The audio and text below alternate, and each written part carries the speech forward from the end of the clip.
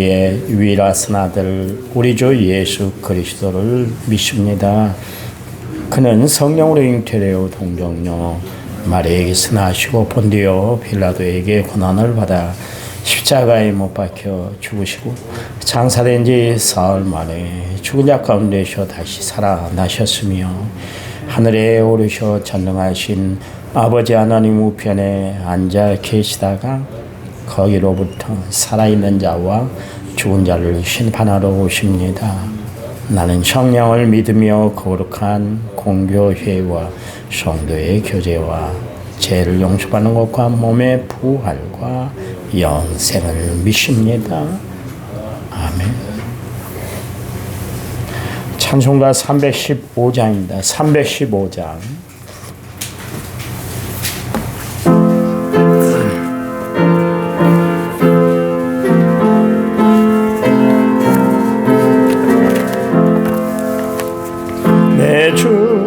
대신 주를 참 사랑하고 곧 그에게 죄를 각오합니다.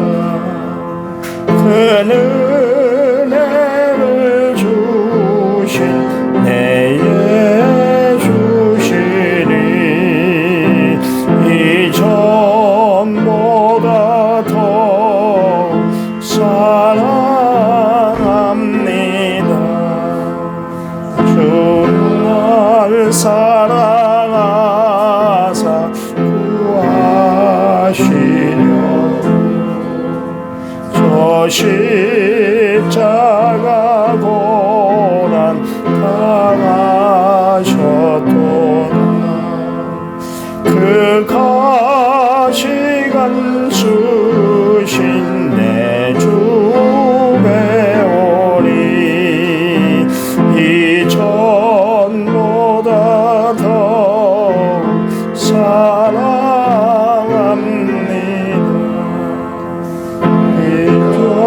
일평생의 힘쓸 그 의무는 주 예수의 덕을 늘 기림이라. 숨질 때라도 할 말씀은 이전보다 더 사랑합니다. 그 영광의 나라 나 들어가서 그 풍성한 은혜 늘 감사리. 큰 면류관 쓰고 나 찬송할 만 이전보다 더 사랑합니다.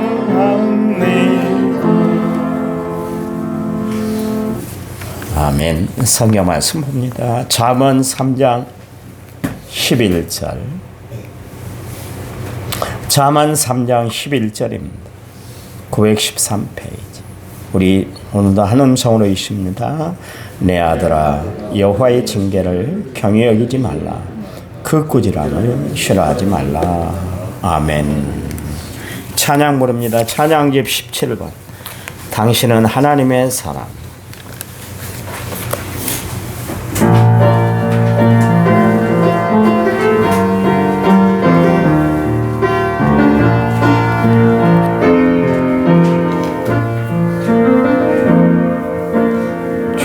주님의 은혜로 살아야 당신의 모습이 참 아름다워요. 주님의 사랑을 나누어줘. 당신의 모습이 너무 아름다워요. 하나님을 감동시키고 세상을 변화시키니 당신은 이 세상에 필요한 사람, 하나님이 좋아하는 사람, 당신 때문에 모든 세상 사랑으로 가득 차지요. 당신 때문에 하나님께서 영광 받으시지요. 말씀에 순종하며 살아가는 당신의 믿음이 참 아름다워요. 주님이 맡긴 사명 감당자라는 당신의 모습이 너무 아름다워요. 하나님을 감동시키고 세상을 변화시키니 당신은 이 세상에 필요한 사람, 하나님이 기뻐하는 사람, 당신 때문에 모든 세상 찬양으로 가득 차지요. 당신 때문에 하나님께서 더욱 영광 받으시지요. 아멘. 1차머리에 6,958번 제물을 제가 드렸고 김여록 집사님이 감사한금 드렸습니다. 하나님 감사합니다.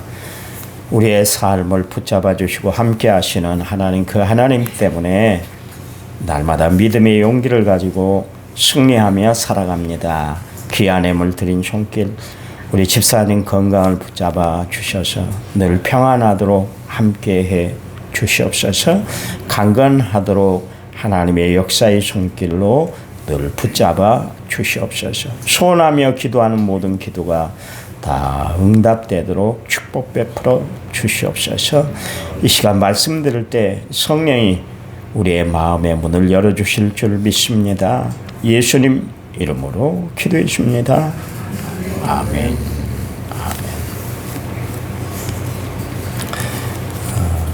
하나님은 어떤 분이세요? 하나님. 오늘 내게 임하신 하나님, 고통 중에 함께 하신 하나님, 고난 중에 임하시는 하나님. 절대로 그분은 나의 고난과 고통을 예면하시더라 않으세요. 몰라 하시라 않는다. 우리의 고난과 고통을 함께 하시기 위해서 예수님이 임마누엘로 이 땅에 오셨잖아요. 우리와 함께 하시는 하나님. 오늘 여러분의 신앙이 임마누엘 신앙이 되시기 바랍니다. 제자들로 하여금 갈릴리 호수를 건너가게 하셨잖아요. 배를 타고 갈릴리 호수를 건너가게 하셨는데 도중에 풍랑이 불었어요. 풍랑이 인다는 것은 굉장한 고통입니다. 여러분 배를 많이 안 타보셔서 잘 모르실지 모르지만 그냥 평범한 바다를 가도 멀미기가 나잖아요. 근데 풍랑이 일면 완전히 속이 뒤집어지고 생명의 위협을 느끼거든요. 그냥 일반 도로, 우리가 다니는 도로는 가다가 차도 세울 수도 있고 멀미가 나면 좀 쉬었다 가기도 하고 돌아가는 길로 내려오기도 하고 가기도 하고 그렇지만 바다는 이게 옴짝달싹을 못 하잖아요. 그 바다 그대로 있어야 돼요. 항해에 나가야 되는데 얼마나 힘들던지. 제가 이야기했지 않습니까? 제가 초등학교 때 배를 타고 좀 갔는데 속이 뒤집어지기 시작하는데 그 선원이 그런 이야기를 하더라고요. 얘야, 배멀미 나지. 그럴 때는 먼 산을 바라봐. 풍랑을 바라보면 그냥 온 몸이 다 쏟아내게 되니까 그때는 먼 산을 바라봐. 그러면서 마음을 좀 차분히 가져. 그 이야기를 하더라고요. 그래도 그 이야기가 귀에 안 들어와요. 당장 그냥 뛰어내리고 싶은 마음뿐이지 배 타고 싶은 마음이 한 번도 없었어요. 제자들이 갈릴리 호숫가의 출신들 아닙니까? 그런데도 불구하고 그날 만난 풍랑은 제자들이 어떻게 할 수 없는 풍랑이었어요. 우리가 세상을 살아가다 보면 겪지 않아야 할 고통, 시련, 아픔이 갑자기 찾아와요. 제자들이 풍랑이 일 거라 풍랑주의보가 내렸다면 갔겠어요? 안 갔지. 아무리 예수님의 명령이라 할지라도 죽고 사는 문제에 달렸는데 예수님이 십자가에 못 박히실 때 모진 고난 고통 당할 때 다 뿔뿔이 흩어지고 제 살 길 찾겠다고 도망가던 제자들인데 그 말 명령 들어왔겠어요? 갑자기 풍랑이 인 거예요. 밤 사경쯤 되었을 때 희망로를 젓는 거예요. 예수님은 그때 산에 가셔서 기도하고 계셨잖아요. 그때 예수님은 제자들이 당하고 있는 고난, 역경, 시련, 아픔 다 보고 계셨다. 그 하나님을 우리는 어떤 하나님이라고 부르냐면 체휼하시는 하나님이시다. 이해하시고 동정하시는 하나님이시다. 우리의 고난을 몰라 하시는 분이 아니에요. 여러분이 고통당하는 것에 대해서 모른 척 하시는 하나님이 아니세요. 팔짱만 끼고 있는 하나님이 아니시다. 그런 이야기예요. 그래서 예수님이 어떻게 하셨습니까? 그들 예수님이 당하고 있는 고난의 현장에 직접 물 위를 걸어가셨잖아요.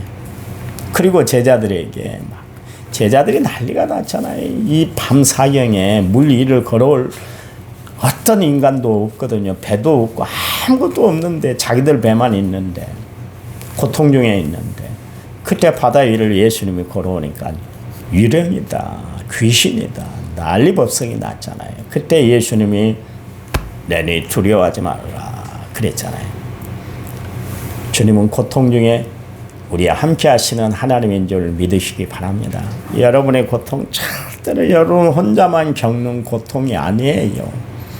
여러분의 고난, 여러분만 당하는 고난이 아니라 예수님이 친히 함께 하시는 고난, 예수님이 역사하시는 고난, 예수님이 해결해 주시는 고난인 줄 믿으시기 바랍니다. 그래요. 능력의 하나님이에요. 봐보세요. 성경에 보니까 사자굴에서도 함께 했었고 불문불 중에도 함께 하셨잖아요. 그렇잖아요. 또 유라굴로 강풍 중에도 함께 하셨지 않습니까? 그렇잖아요. 함께 하신 하나님은 어떻게 하셨어요? 모든 문제를 해결해 주시는 하나님이시다. 그런 이야기입니다. 이사야서 43장 1절에서 2절 말씀에 보면 이런 말씀이 있어요. 이스라엘아 너를 지으시니가 말씀하시느니라. 너는 두려워하지 말아라. 왜요? 내가 너를 구속하였고 내가 너를 지명하여 불렀나니 너는 내 것이다. 하나님이 오늘 우리에게 말씀하시는데 너는 내 것이야. 내 것이기 때문에 소중히 여기는 거예요. 여러분 얼마나 소중히 여기요. 제가 전에 볼펜을 쓰는 볼펜이 있어야 돼요. 최근에는 어떤 분이 선물로 주셔서 이것만 이제 쓰고 있는데 우리 집사람도 안 줘요. 솔직히 말해서. 쓰기 싫은 볼펜을 주지 절대로 안 줍니다. 왜요? 내 것이기 때문에. 너무 소중하기 때문에. 내가 쓰기에 편하기 때문에. 내 것이라는 것에 대해서 사람들은 굉장히 애착심을 갖고 있어요. 하나님이 내 것이다 이야기한 것은 나는 너밖에 없어. 내가 너를 책임져 줄 거야. 얼마나 책임져 주시는지. 이전에 내가 물 가운데 지날 때에 내가 너와 함께 할 것이고 강을 건널 때 물이 너를 침몰하지 못할 것이며 내가 불 가운데로 지날 때에 타지도 아니할 할 것이고 불꽃이 너를 사르지도 못하리니 그랬습니다. 하나님이 철저히 지켜주시고 보장해 주신데 왜요? 내 것이기 때문에 내가 아끼는 것이기 때문에 그래요. 오늘 하나님의 말씀이 여러분의 말씀이 여러분에게 주시는 말씀으로 받아들이시기 바랍니다. 너는 내 것이래요. 내 것이래. 하나님 것이래요. 나는 내 것이 아니에요. 나는 하나님의 것이에요. 그러면서 내 구원자이시기 때문이다. 그래서 하나님은 우리를 늘 지켜주시고 구원해 주시고 구해 주시고 속해 주시고 역사하는 줄 믿으시기 바랍니다. 그 하나님의 자녀가 됐다는 것 때문에 날마다 감사하며 살아가시기 바랍니다. 오늘도 이렇게 기도해 주세요. 기도하세요. 하나님, 나를 인도해 주세요. 나를 인도해 주시라. 다윗은 그 하나님이 자기를 푸른 초장 쉴만한 물고로 인도하시는 분이시다. 그렇게 고백하고 있잖아요. 사드락 메삭 아벳느고는 그리 아니하실지라도 이 신앙으로 고난과 시련, 아픔을 이겨냈던 것을 알 수가 있지 않습니까?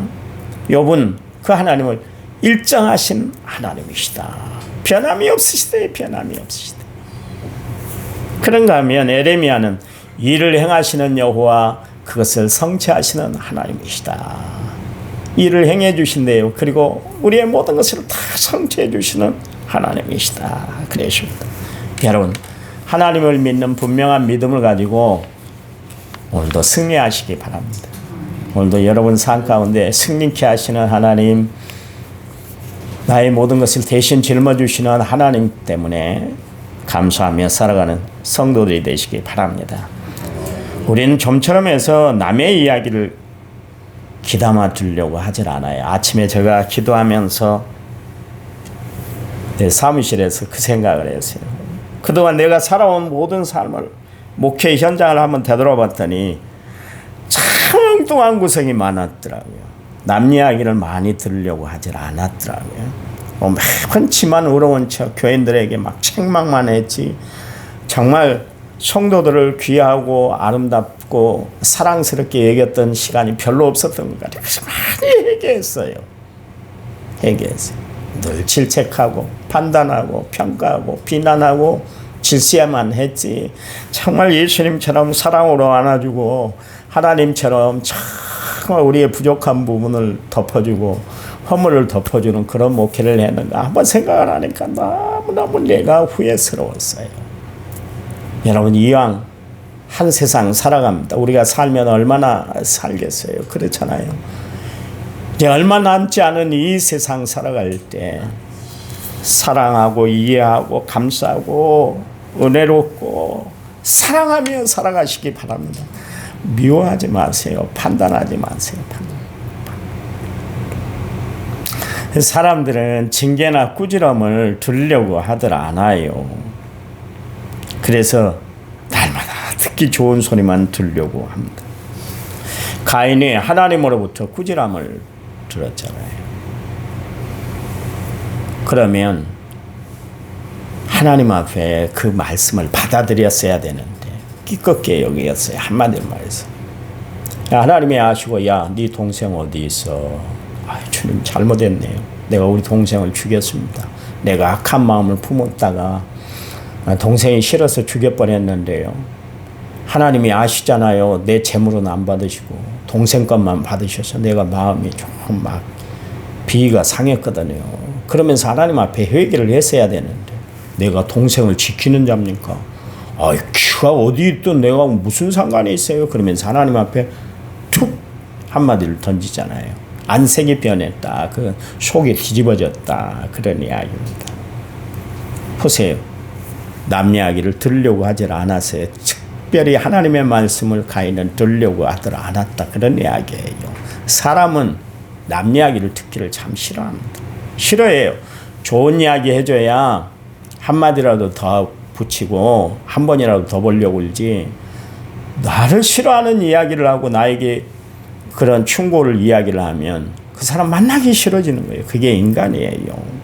그런데 성숙한 사람은 어떤 사람인가? 남의 말에 귀 기울 줄 아는 사람이에요.